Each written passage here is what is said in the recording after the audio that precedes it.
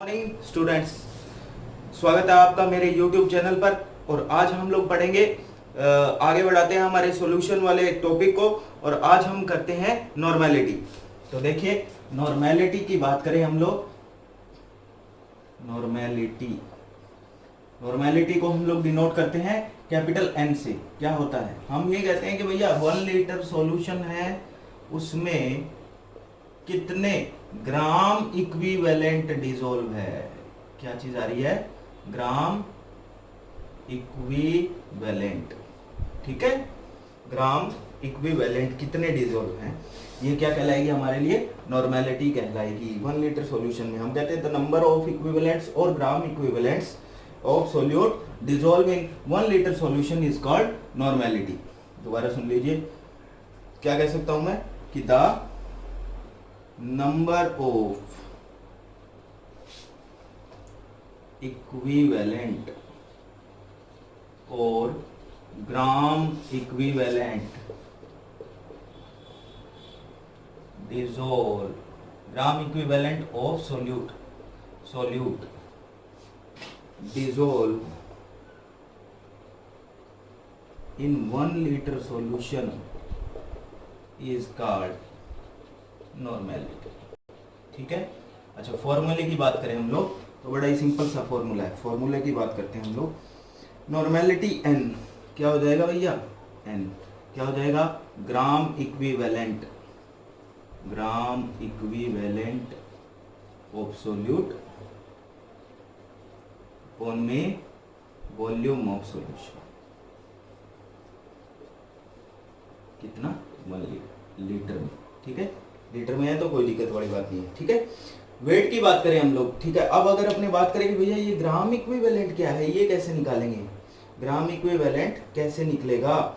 ठीक है, तो ग्राम इक्विवेलेंट निकालने के लिए देखिए, ग्राम इक्विवेलेंट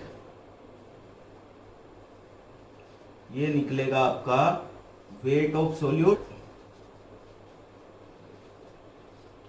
अपॉन में आप कर दोगे क्या,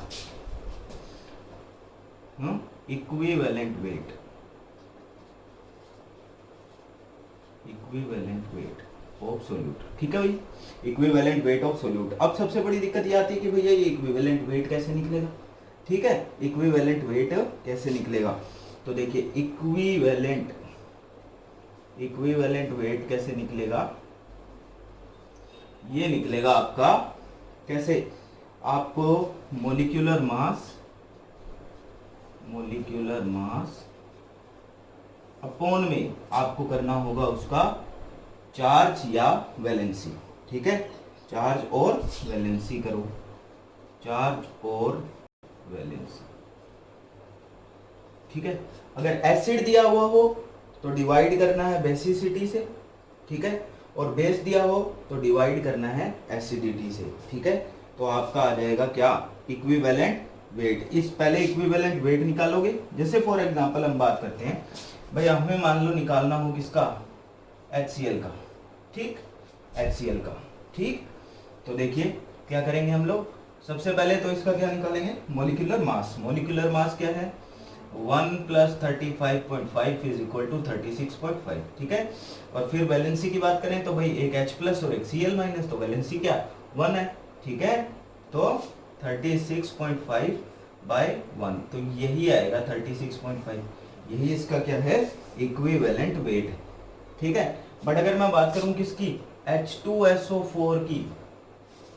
ठीक है भैया, H2SO4 की, तो क्या निकलता है इसका, 2 + 32, 16 2 = 32। ठीक है, 16 × 4। ठीक है, ये हो गया 64, 32 और 2 98 आ गया हमारे पास। ठीक, 98। अब क्या है, यहाँ पर वैलेंसी देखिए कितनी है। ठीक है, 2H+ SO4 -2। ठीक है, तो 2 वैलेंसी हमारी है ना, 98/2 क्या हो गया भैया, 49। ठीक है, तो इसका इक्विवेलेंट वेट क्या है, 49 है। क्लियर, ऐसे आपको पहले इक्विवेलेंट वेट निकालना है, फिर जो आपको सोल्यूट का वेट दिया हुआ है उससे इक्विवेलेंट वेट को डिवाइड करोगे। ठीक है, आपका आ जाएगा ग्राम इक्विवेलेंट ऑफ सोल्यूट रखोगे, वॉल्यूम ऑफ सॉल्यूशन रखोगे, आपकी नॉर्मेलिटी आ जाएगी। ठीक है, तो ये नॉर्मेलिटी है। अच्छा, एक चीज और आती है, एक चीज और है, यहाँ आती है यहाँ पर फॉर्मेलिटी। ठीक है, एक आती है फॉर्मेलिटी। फॉर्मेलिटी और मोलैरिटी वैसे इक्वल ही होती है। अगर कोई जो चीज है, जो सोल्यूट है, वो अगर सॉल्यूशन में जाकर अगर टूट जाता है, ठीक है, टूट जाता है, डिसोसिएट हो जाता है, एसोसिएट हो जाता है, ठीक है, तो उसका फॉर्मूला मास डिफरेंट हो जाता है। फॉर्मूला मास डिफरेंट है और उसके अंदर जाने के बाद उसका मास जो है वो डिफरेंट है। तो उस कंडीशन में हम फॉर्मेलिटी का यूज करते हैं। तो उसका भी सिंपल सा फॉर्मूला है कि यहाँ पर हो जाएगा formula mass of solute upon में वॉल्यूम ऑफ सॉल्यूशन लीटर में, बस इतना सा करना है। ठीक है, वो फॉर्मेलिटी आप जब भी यूज करोगे जब डिसोसिएशन या एसोसिएशन हो रहा हो, अदरवाइज वो मोलैरिटी के इक्वल ही होता है। चलिए आगे हम लोग बात करते हैं। देखो भैया, अब आएगा हमारा सोल्यूबिलिटी। क्या आएगा? सोल्यूबिलिटी। ठीक है, सोल्यूबिलिटी की बात करता हूं मैं।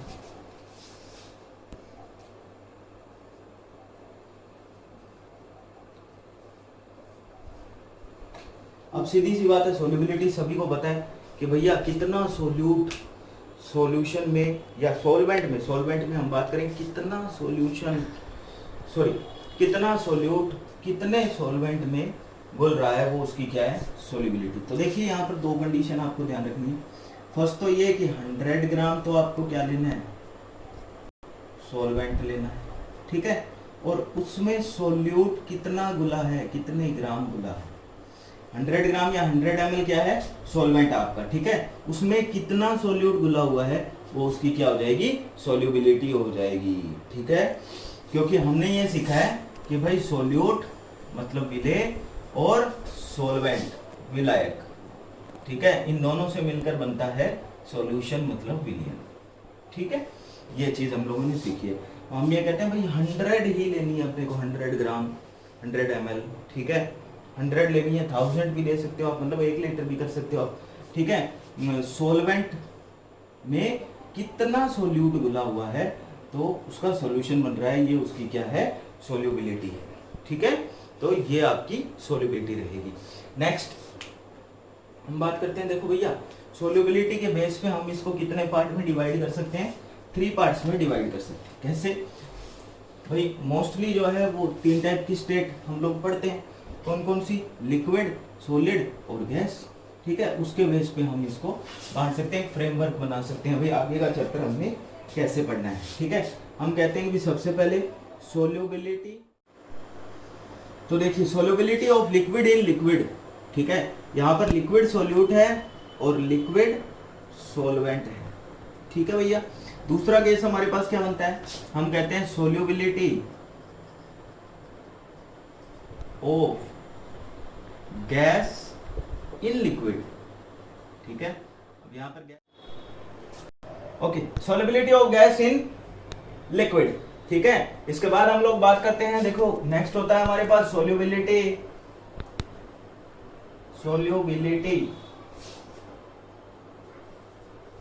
Of solid in liquid. ठीक है भैया, लिक्विड में ही घुलनी है तीनों चीजें। ठीक है, किसमें घुल रही है? लिक्विड में ही घुल रही है। ठीक है, सॉल्वेंट कौन है? लिक्विड है भैया तीनों में। ठीक है, तो अब देखिए यहाँ पर क्या क्या पढ़ेंगे हम लोग। देखो, solubility of liquid in liquid में हम लोग पढ़ेंगे राउल्ट्स लॉ। ठीक है, राउल्ट्स लॉ से फिर हम डिसाइड करेंगे कि भैया कौन सा आइडियल सॉल्यूशन है हमारे पास और कौन सा अनआइडियल सॉल्यूशन है। ठीक है, आइडियल सॉल्यूशन। ठीक है, और क्या पढ़ेंगे? Colligative property, colligative properties. ठीक है, कोलिगेटिव प्रॉपर्टीज भैया क्या पढ़ेंगे? कोलिगेटिव प्रॉपर्टी 4 टाइप की है। ठीक है, फर्स्ट हम पढ़ेंगे vapour pressure depression. Vapour pressure depression, depression का मतलब घटना, वेपर प्रेशर डिप्रेशन। ठीक है, सेकंड हम लोग पढ़ेंगे क्या? Boiling point, boiling point elevation, elevation का मतलब बढ़ना। ठीक है, थर्ड हम लोग पढ़ेंगे क्या इसी में? Freezing point, freezing point, freezing point depression.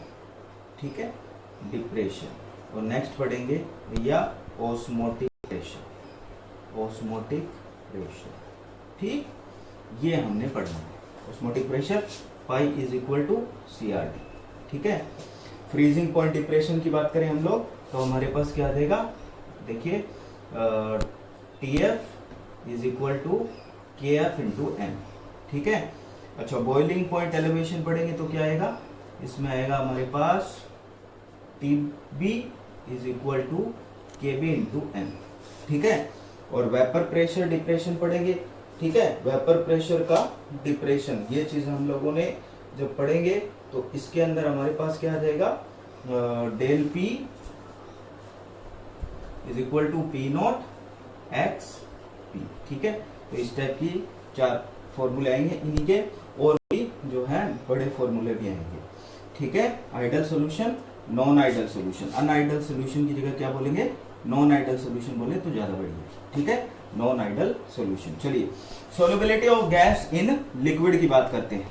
तो यहां आएगा भैया हेनरी लो, हेनरी लो, हेनरी ने लो दिया था, ठीक है, तो हेनरी लो आ जाएगा, ठीक है। P is directly proportional to M, ठीक है। चलिए नेक्स्ट हम बात करें solubility of liquid in solid in liquid. तो यहाँ कोई लो नहीं आएगा, यहाँ पर आएगा सिर्फ कि same dissolves same, same dissolves same, ठीक है।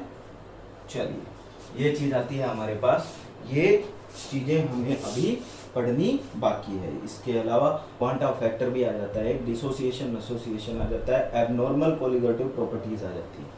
ये तो नॉर्मल कोलिगेटिव प्रॉपर्टीज हैं, ठीक है। एबनॉर्मल कोलिगेटिव प्रॉपर्टी कब क्रिएट होती है, जब डिसोसिएशन या एसोसिएशन हो जाए, ठीक है। तो वो सारी चीजें हमने पढ़नी है आगे, ठीक। तो स्टार्ट करें हम लोग। सबसे पहले हम समझते हैं भाई वेपर प्रेशर क्या चीज है, वेपर प्रेशर क्या है, ये पढ़ेंगे। उसके बाद फिर इसी को आगे अपने वेपर प्रेशर को ही रिलेट करेंगे किससे, राउल्ट्स लॉ से। फिर वहां से निकालेंगे idol solution, non ideal solution, और फिर ये पढ़ेंगे डिप्रेशन वाल का, ठीक है। तो ये सारी चीजें हम लोग पढ़ते हैं। हम ये कहते हैं कि वेपर प्रेशर क्या होता है, कांस्टेंट टेम्परेचर के ऊपर जो ये जो लिक्विड है, लिक्विड की एक क्वालिटी होती है कि लिक्विड जो आता है वो वोलेटाइल होता है। क्या होता है, वोलेटाइल। वोलेटाइल का मतलब उसकी थोड़ी थोड़ी वेपर बनती रहती है हमेशा, ठीक है। जैसे मान लो किसी पौंड में पानी भरा हुआ है तो उसमें उस पानी से हमेशा वेपर बनती रहती है। इसी टाइप से सारे लिक्विड से थोड़ी थोड़ी वेपर बनती है। तो हम ये कहते हैं कि भाई ये जो लिक्विड है इसकी जो वेपर है वो दीवार के ऊपर जाकर इसी किसी कंटेनर में उसकी जो वॉल्स हैं उन वॉल्स के ऊपर जाके हिट करती है, ठीक है। ये कहलाता है इसका वेपर प्रेशर। अब यहाँ पर देखिए मैंने यहाँ पर शो किया है P not A। P not A क्या है, vapour pressure of A in pure state. Single है, अकेला है, तो ये प्योर स्टेट में होगा, ठीक है। तो हम कहते हैं वेपर प्रेशर जो है वो A का प्योर स्टेट के अंदर P नोट, नोट लगाएंगे हम प्योर के लिए, ठीक है। चलिए यहाँ देखिए, यहाँ हम बात करें भैया किसकी, B के लिए करते हैं, ठीक है। तो P नोट B, ठीक है। यहाँ पर इसका pressure vapour pressure of B in pure state. तो हम ये कहते हैं कि भाई सारे लिक्विड क्या होते हैं, वोलेटाइल होते हैं, उनकी वेपर बनती है और वो वेपर जो है वो वॉल से जाकर जब हिट करती है, ठीक है, हिट करती है, जो प्रेशर एक्सर्ट करती है वॉल्स पे, वो क्या कहलाता है, उसका वेपर प्रेशर कहलाता है, ठीक है। तो आज की वीडियो यही खत्म करते हैं, इसके बाद नेक्स्ट पढ़ेंगे राउल्ट्स लॉ।